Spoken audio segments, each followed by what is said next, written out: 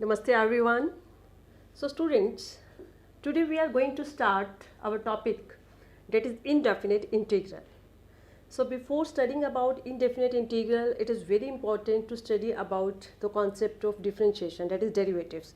And you have already studied about this concept, right? तो students आज हम बात करेंगे इनडेफिनेट इंटीग्रल की। और इनडेफिनेट इंटीग्रल के बारे में स्टडी करने से पहले डिफरेंशिएशन डेरिवेटिव्स का कॉन्सेप्ट हमें अच्छे से आना चाहिए, जो कि हम ऑलरेडी स्टडी कर चुके हैं। ओके, सो स्टूडेंट, जैसा कि डेरिवेटिव्स के बारे में हमने पढ़ा और हमें पता चला कि अगर किसी फंक्शन को हम डिफरेंशिएट करते हैं, that is derivative of f x, we know this is equal to f dash x. So here f dash x is derivative of fx. This is derivative of fx. Okay. So now हमसे एक opposite question भी पूछा जा सकता है कि अगर fx का डेरिवेटिव f dash x है, तो हमसे पूछा जा सकता है कि ये जो f dash x है ये किस फंक्शन का डेरिवेटिव है। f dash x is derivative of which function. आपसे अपोजिट क्वेश्चन भी पूछा जा सकता है। अभी आप किसी फंक्शन का डेरिवेटिव आप फाइंड आउट कर सकते हो, बट अगर आपसे ये पूछा जाए कि ये फंक्शन किस फंक्शन का, ये जो f डैश एक्स है ये किस फंक्शन का डेरिवेटिव है, तो हमें कैसे पता चलेगा।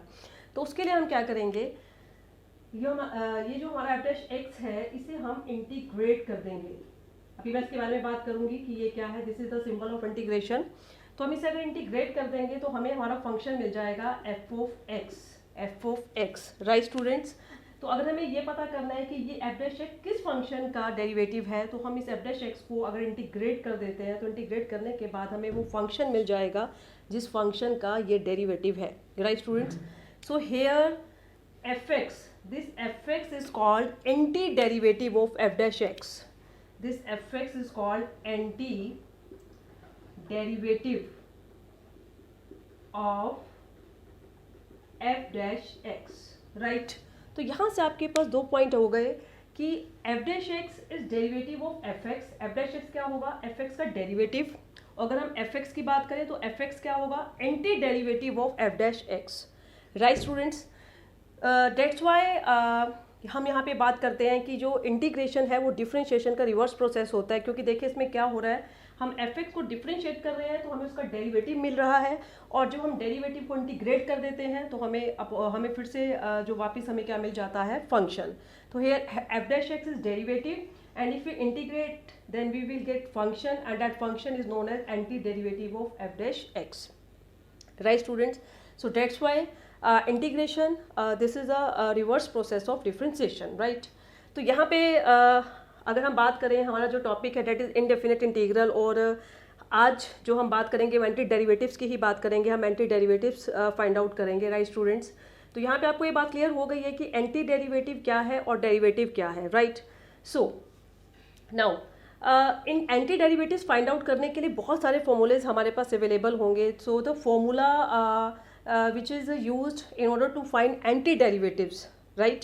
The formula which is used to find anti-derivatives is called indefinite integral, right?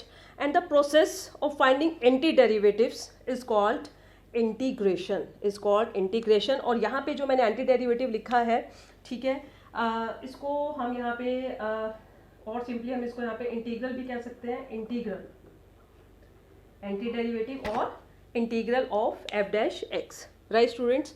सो अभी मैं बात कर रही थी कि इनडेफिनेट इंटीग्रल फाइंड आउट करने के आपके पास बहुत सारे फॉर्मूलाज होंगे। तो उन फॉर्मूलाज की हेल्प से, वो सभी फॉर्मूला जिनकी हेल्प से आप एंटी डेरिवेटिव्स फाइंड आउट कर सकते हो, वो सभी फॉर्मूलाज हमारे कहलाते हैं indefinite integral. And the process of finding indefinite integrals, the process of finding anti derivatives is called integration, right. चलिए अब यहाँ पे कुछ नोटेशंस हैं, हम उसकी बात यहाँ पे करेंगे। सबसे पहले this is f x d x, इसको हम पढ़ते कैसे हैं, this is integral of function f x with respect to x.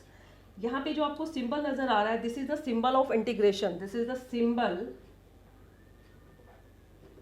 Of integration, और इसका भी एक स्पेशल नेम है, and that name is elongated s. We write it as elongated s, क्योंकि आप देख सकते हैं कि कहीं ना कहीं इसकी जो शेप है वो एस से मैच करती है, that's why we name it elongated s, right? And this fx, this is function fx which is to be integrated, जिसको हमने इंटीग्रेट करना है. This is known as integrand. This is known as integrand, जिसको हम integrate करते हैं, जिसे हमें इंटीग्रेट करना होता है, that is known as integrand. Integrand, right?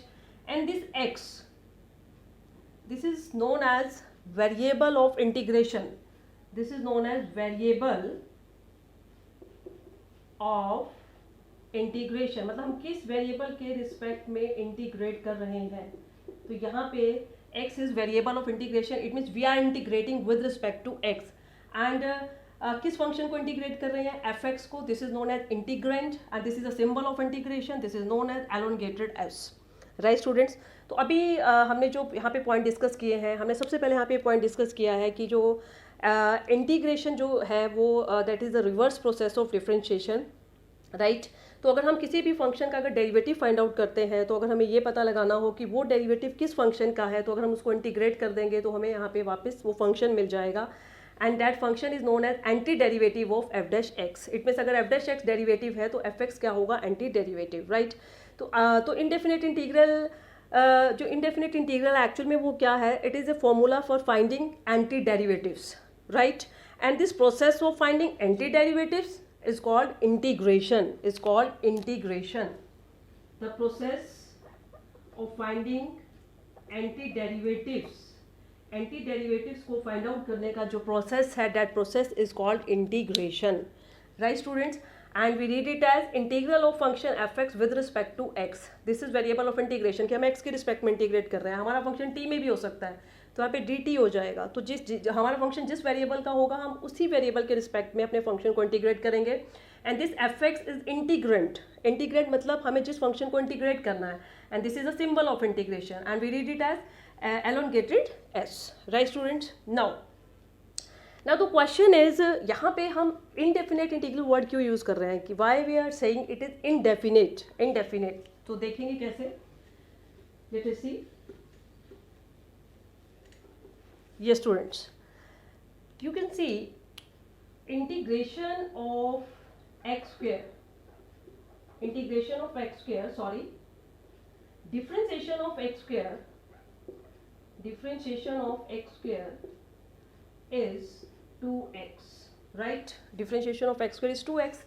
तो it mean integration of 2x क्या हो जाएगा, x स्क्वायर, जैसे अभी मैंने बताया आपको, ठीक है ना. अभी आपको बताया कि अगर derivative of F dash x है, तो एफ डैश एक्स का जो इंटीग्रेशन है आपको वापस क्या दे देगा, फंक्शन. तो this implies integration of 2x dx is equal to x square, right. Similarly if we write derivative of x square plus 2, okay, तो it will be again 2x. so this implies integration of 2x is equal to x square plus 2, right. Similarly, if I write integration of x square plus 4, sorry, derivative of x square plus 4, so it will be again 2x, and this implies integration of 2x, right. Integral of 2x, it will be, yes, x square plus 4. And similarly I can write derivative of x square plus 9, ठीक है, कुछ भी ले सकती हूँ. then it will be again 2x, and we can write integral of x square plus 9, sorry, integral of 2x, it will be x square plus 9. तो students you can see कि हर एक केस में जो डेरिवेटिव है वो हमारा 2x आ रहा है, that is derivative of x square 2x है. तो it means integration of 2x क्या हो जाएगा, x स्क्वायर. सिमिलरली अगर derivative of x square plus 2 2x है, तो integration of 2x x square plus 2 and so on. तो यहाँ पे आप देख सकते हैं इन सभी से हमारे पास इंटीग्रेशन ऑफ जो 2x है, integration of 2x x square, फिर integration of 2x x square plus 2, then integral of 2x x square plus 4, and then integral of 2x x square plus 9. तो क्या एक चीज़ है जो सभी में कॉमन है, और वो क्या चीज़ है जो चेंज हो रही है. एक्स स्क्वायर आपके पास सब जगह आ रहा है, x square x square x square. सिर्फ चेंज क्या हो रहा है, कांस्टेंट, बिकॉज यहाँ पे कांस्टेंट का डेरिवेटिव तो 0 ही होता है. तो क्या हम इस सबको कंबाइन करके यहाँ पे लिख सकते हैं, that is the integral of 2x dx is equal to x square plus some constant, क्योंकि वो कांस्टेंट कुछ भी हो सकता है.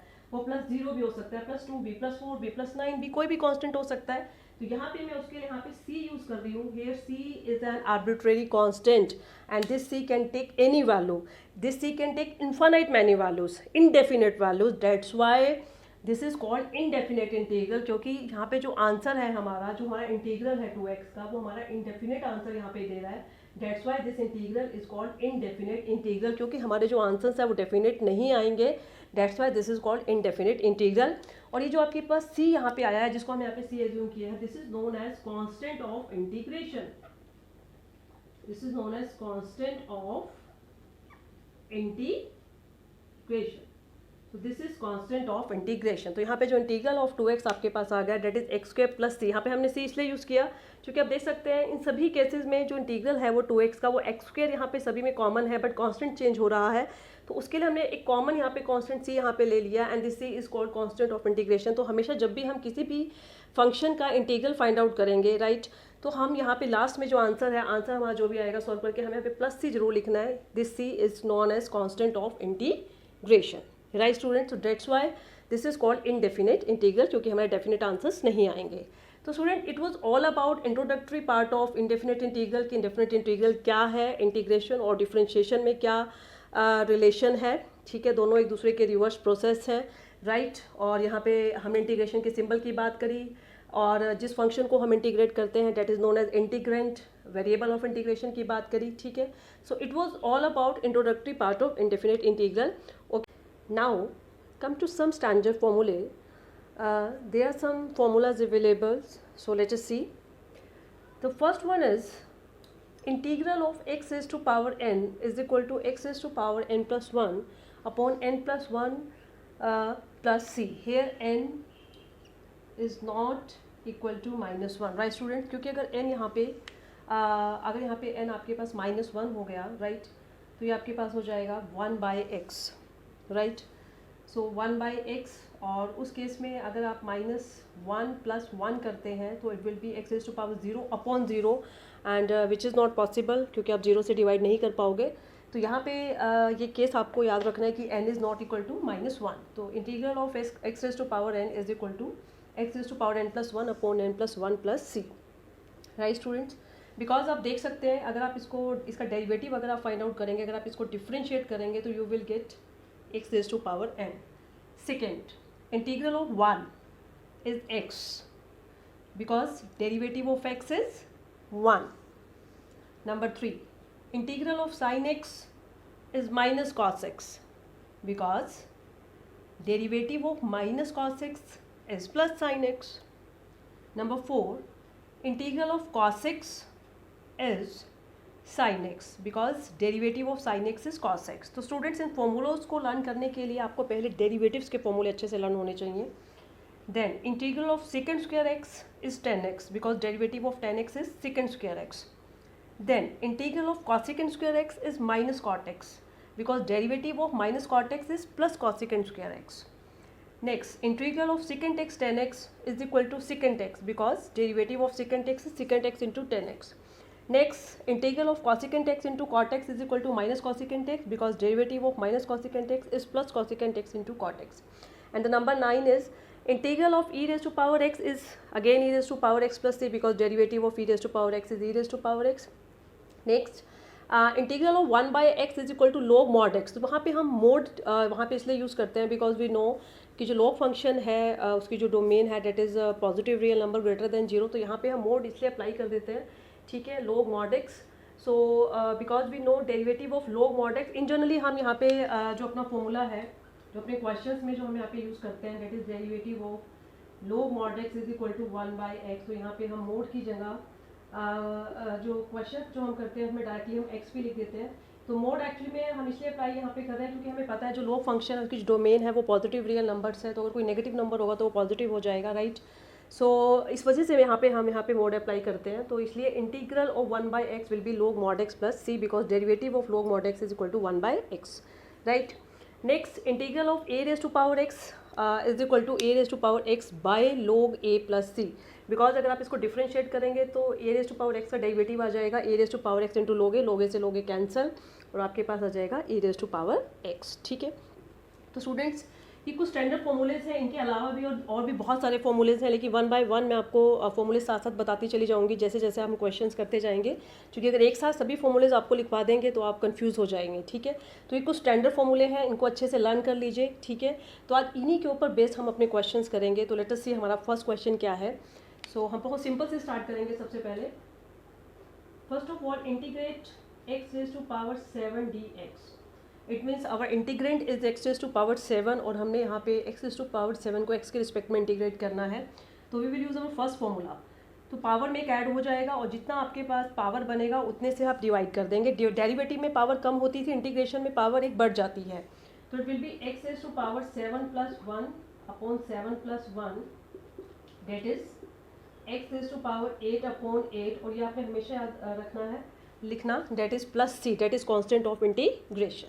राइट स्टूडेंट्स, चलिए नेक्स्ट क्वेश्चन की बात करते हैं। तो बिल्कुल सिंपल लेवल से अभी शुरू कर रहे हैं, धीरे धीरे लेवल बढ़ाएंगे। x raise to power -3/2 dx, ठीक है, इसको इंटीग्रेट करना है। तो बिल्कुल वैसे ही पावर में एक ऐड हो जाएगा और उसी से हम डिवाइड कर देंगे। तो it will be x raise to power -1/2 upon -1/2 and it will be -2/√x plus C. Okay student, तो इट्स वेरी सिंपल। वैसे किया हमने, पावर में एक ऐड किया, जो आपका पावर बना उतने से हमने डिवाइड कर दिया। तो यहाँ पे आपके पास बन जाएगा -1/2 अपॉन -1/2, ऊपर चला जाएगा -2, और क्योंकि ये -1/2 है तो नीचे आके √x प्लस सी। ओके चलिए, now let us come to next question. Now integrate 2x plus 3 raise to power 3। हाँ जी, ये क्वेश्चन करने से पहले एक फॉर्मूला यहाँ पे मैं आपको और ऐड यहाँ पे करा रही हूँ, हालांकि ज़रूरत नहीं है, इन्हीं से ही डिराइव हो रहा है वो फॉर्मूला। अगर आपके पास ax प्लस b लीनियर की अगर पावर आपके पास n आ जाए तो आपने क्या करना है यहाँ पे। हाँ जी, सबसे पहले वही काम करेंगे जैसे x raise to power n में आपने किया, एक पावर आपने पावर में एक ऐड किया और उतने से डिवाइड किया। तो सिमिलरली यहाँ पे भी हो जाएगा ax plus b raise to power n plus 1 upon n plus 1। Right students, इतना काम आपने बिल्कुल वैसे ही करना है। लेकिन डेरिवेटिव में जिसकी पावर होती थी हम उसके डेरिवेटिव से मल्टीप्लाई करते थे, लेकिन यहाँ जिसकी पावर है, पावर किसकी है, ax प्लस b, तो इसके डेरिवेटिव से डिवाइड करना है आपको, इंटीग्रेशन में डिवाइड करना है। तो ax प्लस b का डेरिवेटिव हो जाएगा a, तो a से आपको डिवाइड करना नहीं भूलना है यहाँ पे। तो इसका इंटीग्रेशन जब हम करेंगे, इसको इंटीग्रेट करेंगे, तो it will be 2x plus 3 raise to power 4/4। Right, यहाँ तक सिंपल है। फिर पावर किसकी है, 2x प्लस 3, इसका डेरिवेटिव क्या हो जाएगा 2, तो उससे आपको डिवाइड कर देना है। एंड फाइनली हमारा जो आंसर आ जाएगा 2x plus 3 raise to power 4/8 plus C. तो यहाँ पे आपने याद रखना है कि इंटीग्रेशन में जो पावर जिसकी है, जिस फंक्शन की है, उसके डेरिवेटिव से डिवाइड किया जाता है, बट डिफरेंशिएशन में मल्टीप्लाई करते थे। राइट स्टूडेंट्स, चलिए now let us come to next question. हाँ जी, सो अब next question is yes, integrate sin 3x dx। sin 3x को हमने इंटीग्रेट करना है। तो अभी हमने बात की कि sin x का जो इंटीग्रल है वो क्या होता है, माइनस कॉस x। तो सिमिलरली sin 3x का भी क्या होगा, माइनस कॉस 3x। अगर sin x का माइनस कॉस x है तो sin 3x का हो जाएगा minus cos 3x, minus cos 3x।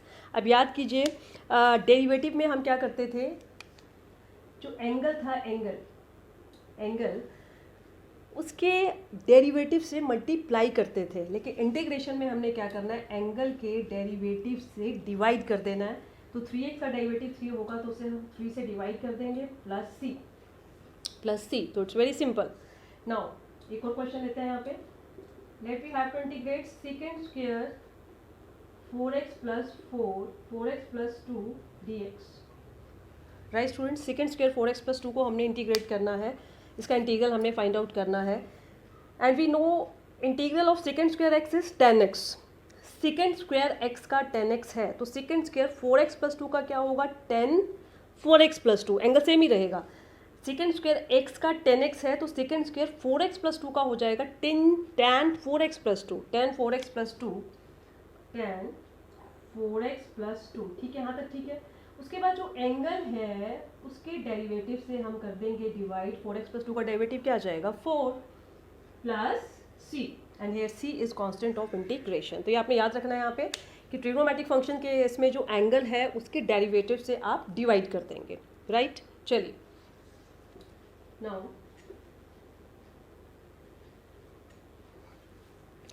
हाँ जी, क्वेश्चन है integration of cosecant 3x into cot 3x dx, cosecant 3x into cot 3x dx। चलिए देखते हैं। नंबर 8 फॉर्मूला यहाँ पे यूज़ होगा। Integration of cosecant x, cot x क्या है माइनस कॉसिकेंट x, यहाँ पे x है तो minus cosecant x। Now integral of cosecant 3x cot 3x similarly क्या हो जाएगा minus cosecant 3x, minus cosecant 3x, और जो एंगल है उसके डेरिवेटिव से डिवाइड कर देंगे plus c, minus cosecant 3x by 3 plus c, right students. चलिए नाउ तो भी बहुत सिंपल हम क्वेश्चंस कर रहे हैं, जो भी हमने अभी फॉर्मूलेज हमारे सामने हैं उन्हीं फॉर्मूलोज के ऊपर बेस्ड हम क्वेश्चंस कर रहे हैं कि कैसे अप्लाई करना है और कैसे डेरिवेटिव में जैसे आप करते थे तो कहीं ना कहीं आपका जो प्रोसेस है कहीं ना कहीं उसी से रिलेट कर रहा है। वहाँ पे आप मल्टीप्लाई करते थे, यहाँ पे आप डिवाइड कर रहे हैं। ओके चलिए now let us move to our next question, and our next question is, yes, let us see, हाँ जी, sin 4x plus cos 2x dx। तो अभी तक हम एक सिंगल फंक्शन को इंटीग्रेट कर रहे थे, अभी आपके पास एज ए सम ऑफ 2 और मोर फंक्शंस भी आ सकता है। तो यहाँ पे एक रिजल्ट आपने हमेशा याद रखना है कि अगर आपके पास f1 प्लस f2, अभी मैं 3 लिख रही हूँ, जितने मर्जी आपके पास फंक्शन हो, अगर आपके पास सम में है, सपोज आपके पास 3 फंक्शन अगर सम में है तो आप उनको अलग अलग लिख सकते हैं। That is integral of f1 dx plus integral of f2 dx plus integral of f3 dx, right students. So 3 या 3 से ज़्यादा भी हो सकते हैं, तो उन सभी फंक्शंस के जो सम का जो इंटीग्रल है उनके इंटीग्रल्स के सम के इक्वल होता है। तो ये रिजल्ट आप इस क्वेश्चन में भी अप्लाई कर सकते हैं या फिर एक साथ भी इंटीग्रेट कर सकते हैं इफ़ यू आर कंफर्टेबल, क्योंकि अभी हमने स्टार्ट किया है तो धीरे धीरे आप लोग कंफर्टेबल होंगे एक साथ करने में। चलिए तो यहाँ पे क्योंकि 2 टर्म्स आपके पास आ गई, अभी आप इन सिंगल दोनों को इंटीग्रेट कर रहे थे, तो आप चाहे इनको पहले सेपरेट कर लीजिए। That is integral of sine 4x plus integral of cos 2x dx, इनको हमने सेपरेट कर लिया। That is integral of sine 4x plus integral of cos 2x। चलिए तो साइन 4x का इंटीग्रल, साइन x का माइनस कॉस x, तो sign 4x का minus cos 4x and then 4x के डेरिवेटिव से डिवाइड कर देंगे। सिमिलरली कॉस 2x का कॉस x का साइन x है तो कॉस 2x का sine 2x, so plus sine 2x by 2 plus C आप जरूर लिखना है, here C is constant of integration. तो ये भी आपके पास 2 सम में है, 3 भी 3 टर्म्स भी हो सकती हैं, 4 टर्म्स भी हो सकती हैं, तो आप ऐसे सेपरेट करके उनको इंटीग्रेट कर सकते हैं। चलिए now let us come to our next question.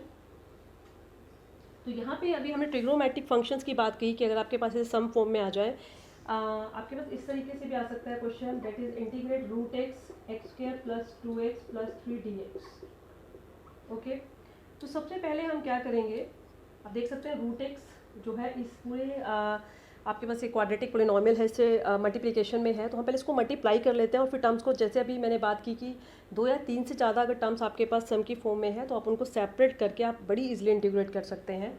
तो रूट एक्स को पहले आप x टू पावर 2 से मल्टीप्लाई करेंगे तो ये बन जाएगा x टू पावर आपके पास 5/2 plus 2 into x to power 1 plus 1/2 3/2 plus 3 into x to power 1/2।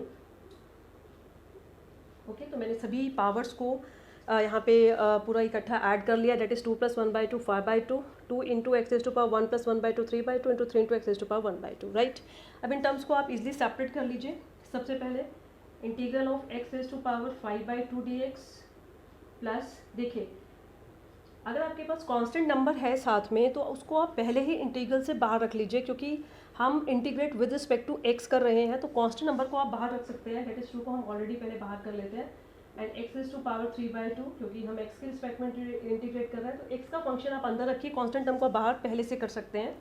Similarly plus 3 and then x to power 1/2 dx। तो अब ये देखिए आपका कितना सिंपल बन गया ये, that is x to power 5/2 plus 2 into x raise to power 3/2 plus 3 into x raise to power 1/2, और इन तीनों टर्म्स पे आप ये वाला फॉर्मूला अप्लाई कर दीजिए। तो 5/2 plus 1 7/2 by 7/2, 3/2 plus 1 5/2 upon 5/2 and 1/2 plus 1 3/2 upon 3/2, and finally जो आंसर है वो आ जाएगा 2/7 x is to power 7/2 plus 4/5 into x is to power 5/2 plus 3 से 3 कैंसिल हो जाएगा और 2 पर चला जाएगा, तो 2 into x raise to power 3/2 plus 3 c is constant of integration and it is our final answer. So student, इस तरीके से अगर आपके पास टर्म्स अगर ऐसे हैं आपके पास, तो आप मल्टीप्लाई करके उनको प्रॉपरली सेपरेट करके और उनकी प्रॉपर पावर्स बना के आप फिर उनको इंटीग्रेट कीजिए तो बहुत ईजी हो जाएगा। चलिए now let us move to our next question.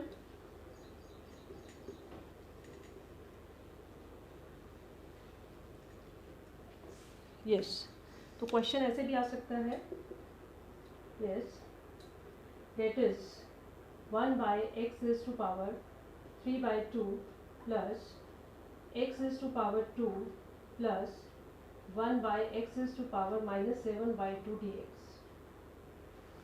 Right student, तो कुछ इस तरीके से आपके पास आ सकता है। तो यहाँ पे भी आपको बिल्कुल वैसे ही करना है, पहले आप प्रॉपर पावर्स बना लीजिए।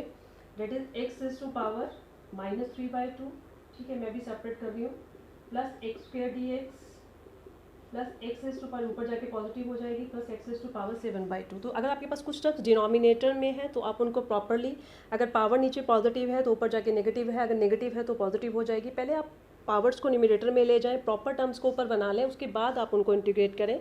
तो आई थिंक इसके बाद ये सिंपल है, आप इसको कंप्लीट कर सकते हैं। जस्ट मैंने पॉइंट ही आपके साथ डिस्कस करना था। ऐसे ही क्वेश्चन ऐसे भी आ सकता है आपके पास, integrate x square plus 3x plus 2 divided by root x. तो यहाँ पे भी आपको वही काम करना है, पहले आपको सभी टर्म्स को अलग अलग करना है, सेपरेट करना है। डेट इज सभी के नीचे पहले आप रूट एक्स ले आइए, plus 3x by root x plus 2 by root x, right. तो ये आपके पास बन जाएगा x is to power 2 minus 1/2 3/2, एक आपके पास ये बन गया।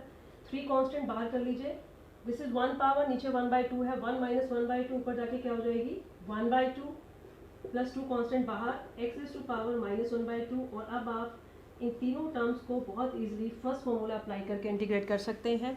तो इट्स वेरी सिंपल। तो अगर आपके पास कुछ इस तरीके से टर्म्स आती है तो सबसे पहले आप सभी टर्म्स को सेपरेट कीजिए, प्रॉपर पावर बनाइए और उसके बाद आप इंटीग्रेट कीजिए। राइट स्टूडेंट्स, तो आज कुछ हमने स्टैंडर्ड फॉर्मूले यहाँ पे पढ़े और उनके ऊपर बेस्ड हमने कुछ क्वेश्चंस करे, ठीक है। नेक्स्ट लेक्चर में हम यहीं से कंटिन्यू करेंगे। भी बहुत सारे हमें और डिफिकल्ट लेवल के क्वेश्चंस अभी हमने इस टॉपिक में करने हैं। आज थोड़ा स्टार्ट था तो अभी हमने एक सिंपल लेवल से भी अपने क्वेश्चंस यहाँ पे स्टार्ट किए हैं। तो अभी आप इसी लेवल के क्वेश्चंस के साथ प्रैक्टिस कीजिए और घर पे अपने क्वेश्चंस ट्राई कीजिए और नेक्स्ट लेक्चर में हम यहीं से कंटिन्यू करेंगे।